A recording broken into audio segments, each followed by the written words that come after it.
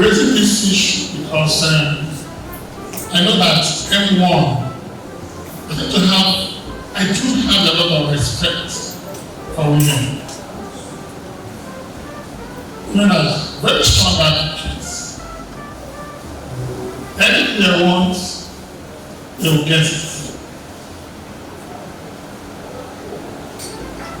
In this case, I'm tempted to think that we've not utilized MWAN the way we ought to utilize it. I'm talking to any now.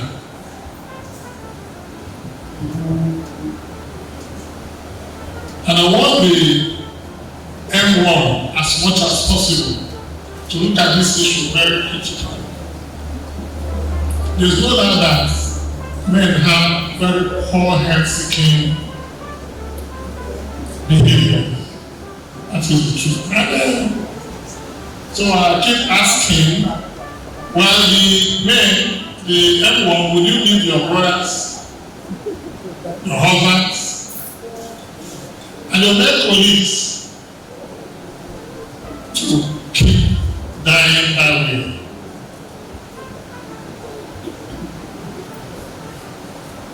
The demographics now will be changing, there's no doubt.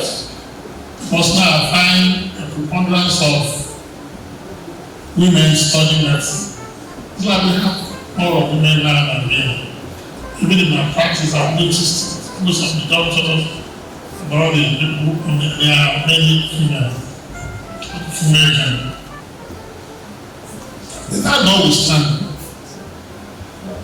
it's obvious that NMA is not doing enough. And since they are not doing enough, and the leadership of NMA has been populated mainly by men. And these are men that hardly bother about their health.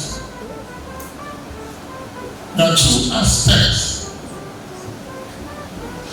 The doctors, the government, well, it's true they talk about comments and whatever.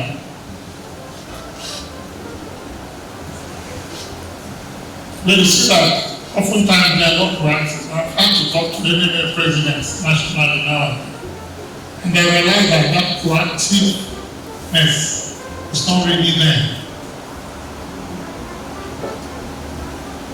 So when you shift from doctors in government, then you come to doctors in private sector.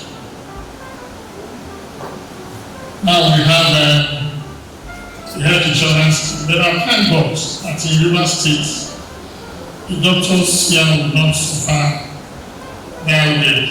Because what we decided to create here in our contributory health insurance system is entirely different from what they were operating at the national level. Well, they are still operating it to a large extent. So we believe that everyone, as much as possible, should not just mind their own business. Yes, when everyone was formed years back, we can understand the problems that women faced. So we can understand that in your vision and mission statement, in your objectives, in your aims or whatever, most of the things centered around women. Yes, we are talking of screening, breast cancer, cervical cancer, batching, violence in marriage, and the whole lot. You know what bothers women. And of course, you take care of yourself and understandably the children. But I'm accusing MWAN of abandoning the men. I'm accusing MWAN of abandoning the men because you know how careless men are with regard to their health. So we are pleading, and on behalf of the men, I'm pleading that the mothers you are, if you bring it to bear, if you bring that act that you have as mothers, you'll be able to rescue your brothers, your husbands, and your male colleagues. Don't you think it's true? It's true because this is advocate for the men, and I know that everyone will be in a position. So because I looked at your, the program you have about mentoring, about the living change, about there are a number of things that I looked closely at the program to know whether there was anything concerning men or not. And I said, yes, there they do it again. So, the national president of MWAN, I know that you're very strict, maybe I'm very.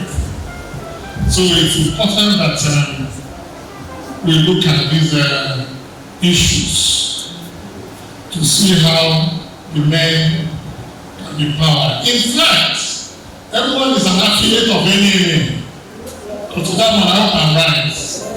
So when you go for your ADM, annual delegate meeting, I know that you can forcefully argue for some of these things that concern men. The men we have, do we have MWAN? We don't have medical association of Nigeria. Do we have it? So you see that in NMA, our service has always been to the charity of doctors. And if there's any like female genital mutilation, we keep arguing for the women.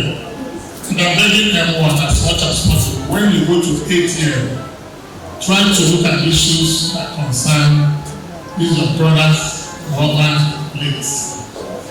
Say amen. Yes. So the next thing I want to talk about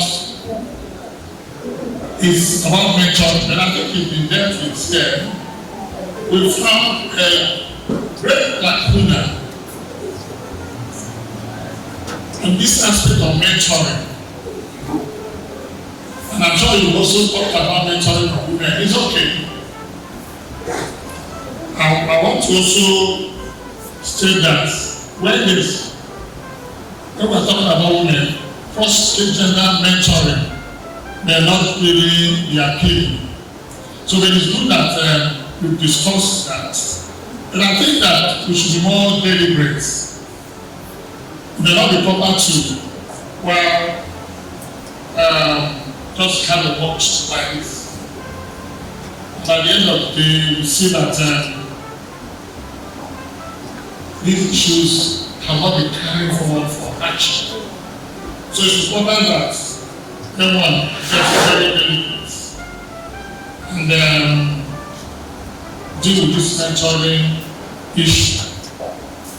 Mentoring draws from role model. So it's important that you look at those who are really role model and see how to, talk about deliberate. We look at some people and assign them to some people for mentoring, because you people know what's happening when it concerns to this mentoring. My place will run into tutelage center, and now and then I see a number of ladies say, look, this lady needs mentoring, but it will be difficult for me to engage in such services. That is the truth, for obvious reasons. So I think it's important so that we keep the ethics of our profession intact.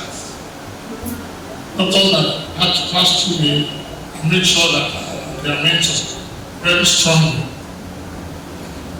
Another thing I think people will help you see, coming to everyone with their basket of breakfast.